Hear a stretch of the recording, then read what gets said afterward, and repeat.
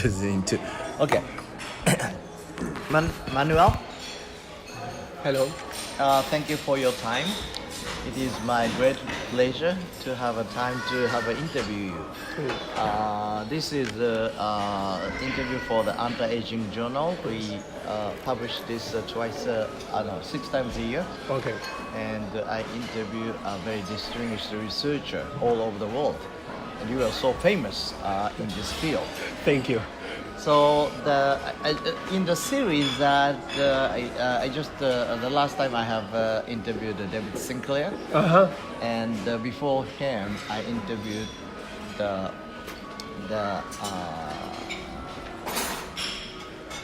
girl from Boston doing rapamycin.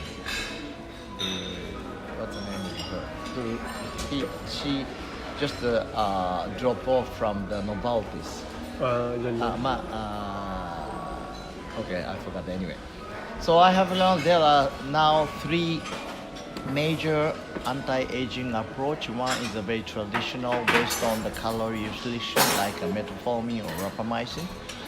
Second is, I think is your field, senolytic approach. Third is maybe the gene editing. So first question is my view is correct? This whole view is correct or not? I think that it is correct, although I think that the different approaches are at different states of becoming a clinical reality. Right. I think that the genomic editing is still very far from being a reality, an application. So third one is far away. It's far away. Okay. But the other two, they can be a reality. Rapamycin and metformin and resveratrol are natural compounds that have low toxicity and they can be used as supplements in the food. So I think that still it will be difficult to demonstrate activity. It will be difficult because it will be necessary to do clinical trials. This is very expensive. These compounds are off-label. They are not protected by patents, so companies they don't have a motivation to invest money in these clinical trials. I see. So I think that is the difficult part. I see. So you are a believer of the second part, and you are famous in the cellular senescence or the cellular aging or cellular metabolism. Okay, maybe you can start from the cellular senescence, how is it related to the whole body aging? Well, our body is exposed to damage. This is part of our life. This is unavoidable. And cells respond to damage in different ways. And one of the ways cells respond is undergoing senescence. This senescence response is supposed to be transitory because senescent cells should be recognized by the immune system and eliminated. That when we become old or when there is a chronic damage, these senescent cells are not eliminated. And nobody understands that. But the normal turnover of senescent cells is slowed down, and the consequence is that the amount of senescent cells increases. Those senescent cells, when they reach a certain threshold, they become deleterious for the organism. Okay. That concept recently I have learned, but when I have learned first time about the senescence is a beneficial phenomenon, and like Dr. Judith Campisi has just reported that the senescence is like a counteracting for the suppressing cancer. Absolutely. So now you're talking senescence is a bad guy. Yes. So could you explain? Yes. Well, let me say first that this happens with many biological processes. I see. Inflammation, yes, when it is transient, is beneficial. When it is chronic, is bad. Right. The same happens with senescence. When it is transient, it has a short period of existence, is good, right, because it's protecting from cancer. Right. It is also helping some repair processes. Right. Senescent cells, they produce this microenvironment, and that is beneficial for the repair, for the initial repair of the tissue. Yeah. I see. I see. However, And also, I have learned that the senescent cell is necessary for the development phase. yes, actually, we reported that, Yeah. and it is part of the normal development. Right. It's a way to eliminate cells and structures. Right. The problem comes when these senescent cells are not properly eliminated. I see. Then they accumulate, they are highly pro-inflammatory, they are highly pro-fibrotic. Okay. So, in other words, in the healthy condition, the senescent cell should be removed properly. Exactly. And we don't understand why, but when there is a chronic damage or when we get old, they are not removed properly. Right. And they become deleterious, they become pathological. Right. So a major advance in recent years has been the realization that many human pathologies are associated to senescence. And this includes Parkinson, Alzheimer, atherosclerosis, osteoporosis, lung fibrosis, many diseases. So now, for many years, inflammatory cells has been the target in many diseases with anti-inflammatories. Right. But now we think that we can shift, and instead of reducing these inflammatory cells, we have to eliminate the senescent cells. I see. So there is a new cellular target, and we think that eliminating senescent cells is going to be more effective than eliminating inflammatory cells. Perfect. Thank you very much. Excuse me.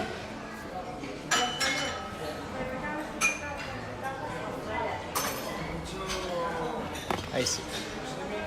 That makes sense. Okay. So the inflammatory condition is a current, but senescence is a past death. Yes. We think that the senescent cells are the basis for the inflammation and for the fibrosis, because these senescent cells, they produce pro-inflammatory cytokines and they attract immune cells, and they also produce pro-fibrotic factors like TGF-beta, Right. and they produce fibrosis. This combination of senescence, inflammation, and fibrosis is very common in many diseases. But we think that the underlying cause, the primary cause, are the senescent cells. So then the concept come up that eliminating the senescent cell. And I have read several papers and some agent, and also the interesting paper I have read is quercetin. Yes. Quercetin is just a supplemental factor which Yes. exists in the onion or apple skin. Yes. It's amazing. That's amazing. Finally, a bit the table? Sí. Thank you very much. Quercetin has senolytic activity. The molecular basis is still unknown. Right. It's a molecule that has many promiscuous effects, so it will be difficult to know why it is senolytic. But it's senolytic. Usually it is used in combination with dasatinib. Dasatinib is a general tyrosine kinase inhibitor, and most people use dasatinib together with quercetin. Dasatinib? Dasatinib. Dasatinib. Dasatinib. Oh, dasatinib. Yeah, I see. Usually it's a combination, it's a cocktail, Cocktail. of dasatinib and quercetin. Quercetin. This is one senolytic, and Yes. the other one that works very nicely is this navitoclax. Navitoclax. This is also called ABT263, and this is a BCL2 XL and W inhibitor. I see. This is I'm using. This is the one you are using. Yeah. This one works very nicely in our hands. It Right. works very nicely. But you're right, quercetin is a natural product. Right.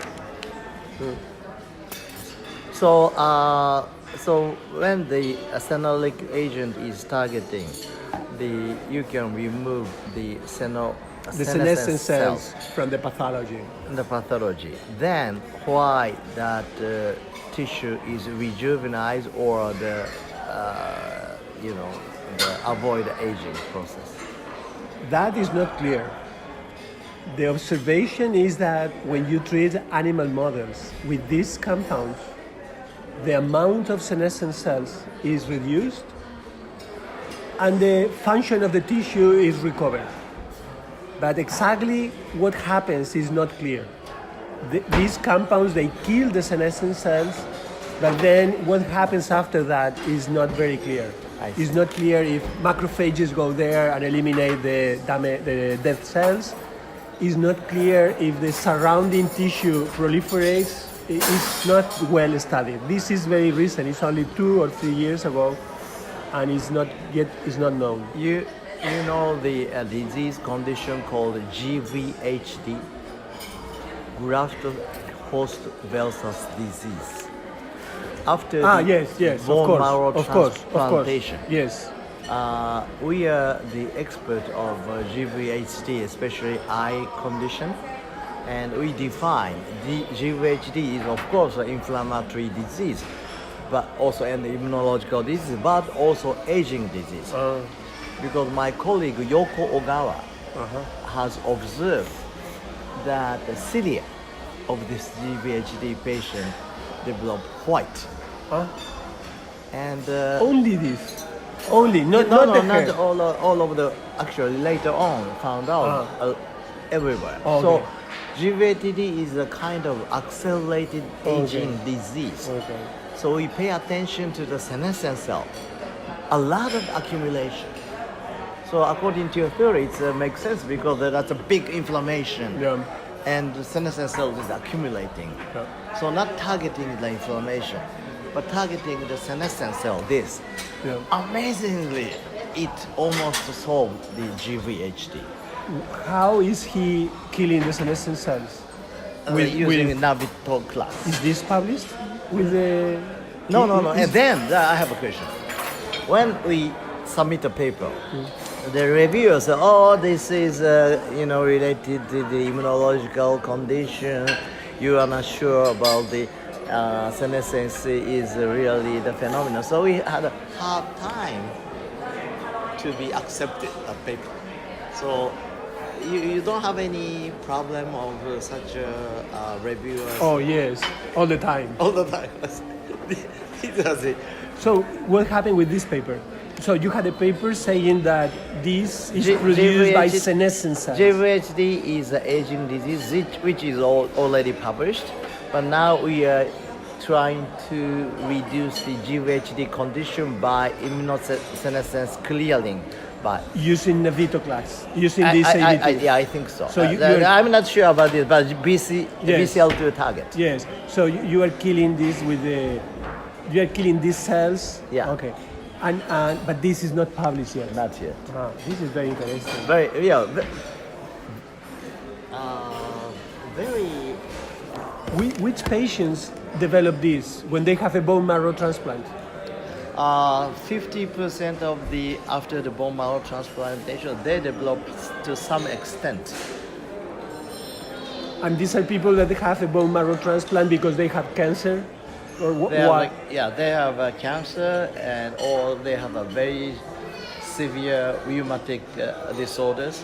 I will show you later because this is still the. So, how do you think about the future? Do you think this senolytic the policy that we can slow down the aging process? I think that this will be a reality in the future. I think that in the near future, these senolytic agents are going to be useful for particular diseases, not for the general process of aging. Like a GVHD. Like GVHD or like osteoporosis or atherosclerosis. So we will start finding that some senolytic treatments are useful for specific diseases. Then in the future, we should have clinical trials to test aging. But this is more complicated because these are long-term clinical trials. Right. So I guess that the pharmaceutical companies, first they want to see efficacy with particular diseases, safety, and then they will consider doing the long-term assays of longevity. This is my interesting field because GVHD is an orphan disease, very small number, but very severe. So a lot of pharmaceutical company has a strategy just to get the approval for the orphan status first, then apply to the broader area like aging. So I think this is your approach. I think is very practical. Okay, so final words. Are you taking quercetin? No, I'm not. I'm not. Are you not eating apple? No. Why? Because Well, yes, I eat apples. Yes, of course I do. and thinking of quercetin. No, I wasn't thinking about that. It's because I like them. Oh, okay. But quercetin is in the apple, also the onion, right? Oh, so okay. why you don't take the quercetin itself? Quercetin is good for the senolytic. Okay. Okay. But you are not taking. No, I'm not taking. I'm not taking quercetin. Quercetin. Are you doing something based on this senolytic I'm not doing anything with myself. yourself? Okay. I should, but I don't do. You don't do it. So what do you do for yourself for the healthy living? I try to exercise a little bit. Yes. I try to enjoy life. Wonderful. Barcelona. I try to be happy. That's what I try to Yeah, do. this is Spain, of course. Exactly. This is a place to enjoy in the world. So I think that also helps. I see. Okay. So, okay, final suggestion. Or final future trend? What is the future you see in this aging control area? I think that aging is now a condition that can be treated. Can be That treated. can be That's treated. a very strong word. Yes. It can be understood in molecular terms and it can be treated. And we are learning that. Now there is good evidence that pharmaceutical drugs can control aging in mice. So the transition to humans will be done in the future, very soon. I'm sure it will have a beneficial effect. I don't know if it will extend longevity 10 years or 50, but little by little we will start delaying aging. Wonderful. I am a believer of aging control, and I'm very happy to hear from you. Thank you very much. Thank you. Thank you. Excuse me. Would you please take a picture of us? Yes, just